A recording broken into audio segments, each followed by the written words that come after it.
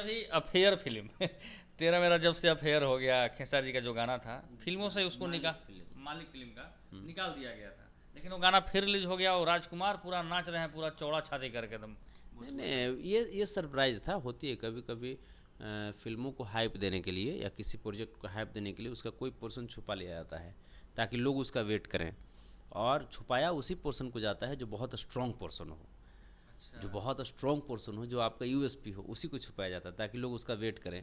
और फिर जैसे ही वो आता है कुछ कुछ अंतराल के बाद, तो लोग, सस्पेंस। हाँ, सस्पेंस। तो ये जो अफेयर था, तो हमें भी बहुत आश्चर्य हुआ कि क्यों लेट हो रहा है भाई आने में, लेकिन जब आया तो बहुत गर्व महसूस हुआ, बहुत अच्छा लगा। और मैं भोजपुरी के जितने भी कलाकार हैं, चाहे वो पवन भैया हों या खेसारी भैया हों या इवन जो भी लोग हैं जो भी मेहनत कर रहे हैं, छोटे छोटे भाई लोग हैं, नीलकमल हैं या अंकुश राजा हैं, आपको प्रमोद प्रेमी हैं या टुनटुन यादव हैं, मैंने सब लोग को हम बहुत बहुत सराहते हैं। आप लोग अच्छा मेहनत कीजिए और पवन सिंह और खेसारी जी के जैसे ही बॉलीवुड में एंट्री मारिए। साथ ही साथ मैं राजकुमार राव जी का मैं विशेष करके मैं बहुत बहुत आभार व्यक्त करूंगा, जिन्होंने भोजपुरी के कलाकारों को सम्मान देते हुए अपने फिल्मों में स्पेस दिया एक गायक के रूप में।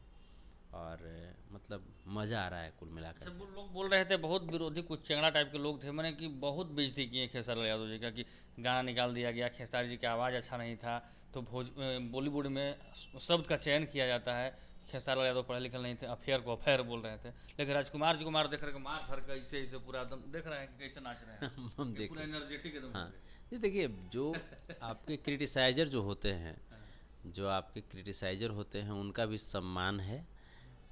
लेकिन क्रिटिसाइज करते वक्त ये ज़रूर देखिए कि आप कहीं किसी का पक्षधर होते हुए कहीं आप अपने घर में आग तो नहीं लगा रहे हैं।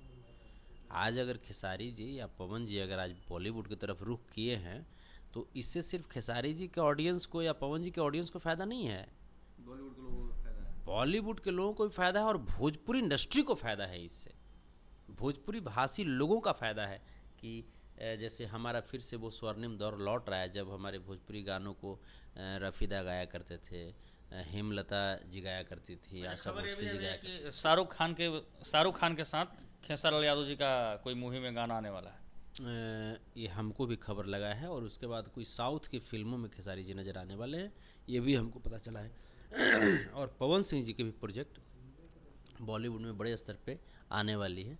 तो अब तो शुरुआत है, ये तो अभी शुरुआत है, अभी तो पार्टी बाकी है। अभी तो पार्टी शुरू हुई अभी है, तो पार्टी शुरू हुई है। ये तो सिर्फ ट्रेलर था, अभी ये पिक्चर बाकी अभी है। पिक्चर बाकी है। तो अभी यानी कि बहुत सारे लगता हैं। है कि भोजपुरी को लोगों का मुंबई पर भी अब जो है ना कि एकदम अब चढ़ाई जारी है बॉलीवुड के लोगों पर। जैसे बॉलीवुड है कौन, बॉलीवुड पहले हम लोग ये समझने का प्रयास करें।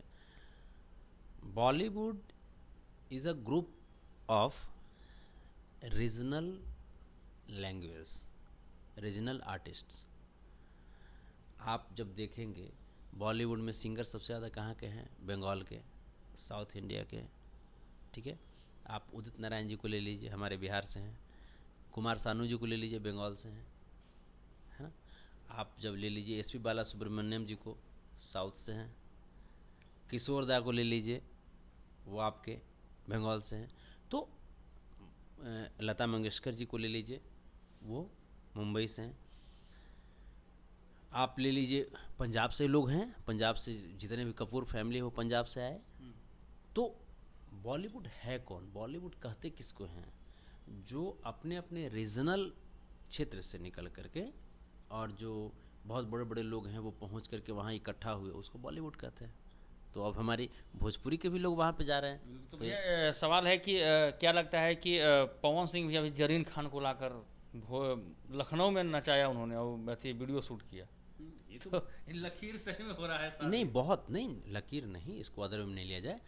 ये बहुत अच्छी बातें हैं, ये बहुत अच्छी चीज़ है। हम चाहते हैं कि सब लोग, लेकिन इसके साथ साथ इन लोगों को भी चाहिए कि छोटे छोटे भाइयों को, छोटे छोटे, चूँकि पवन सिंह जी और खेसारी लाल यादव जी भी जब अपने करियर की शुरुआत किए होंगे तो बहुत बड़ी बजट के साथ शुरू नहीं किए होंगे, छोटे छोटे बजट के साथ ही शुरू करके आज इतने बड़े स्टार बन गए।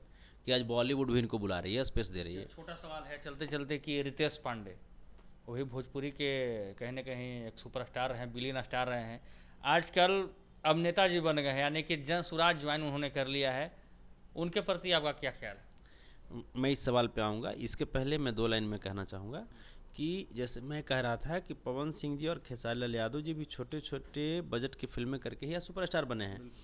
तो जितने भी प्रोड्यूसर्स डायरेक्टर्स हैं, मैं उनसे आग्रह कर रहा हूँ कि जितने भी छोटे छोटे हमारे भाई हैं, चाहे वो अंकुश राजा हों, टुनटुन लाल यादव हों, प्रमोद प्रेम यादव हों, दीपक दिलदार हों, या मतलब जो भी हों, रितेश पांडे हों, इन लोगों को भी आप लोग साइन कीजिए, क्योंकि अब भोजपुरी फिल्म इंडस्ट्री रसातल की ओर है, भोजपुरी एल्बम इंडस्ट्री की ओर फिर से हम लोग चल दिए हैं। तो फिल्म में जो पहले एक समय था कि एक फिल्म लगा नहीं कि एक फिल्म इंतज़ार कर रही है, वो दौर ख़त्म हो गया। पता नहीं खेसारी जी का डांस फिल्म आया, पता नहीं चला, दिनेश लाल यादव जी का फिल्म आया, पता नहीं चला, पवन जी का फिल्म आया, पता नहीं चला।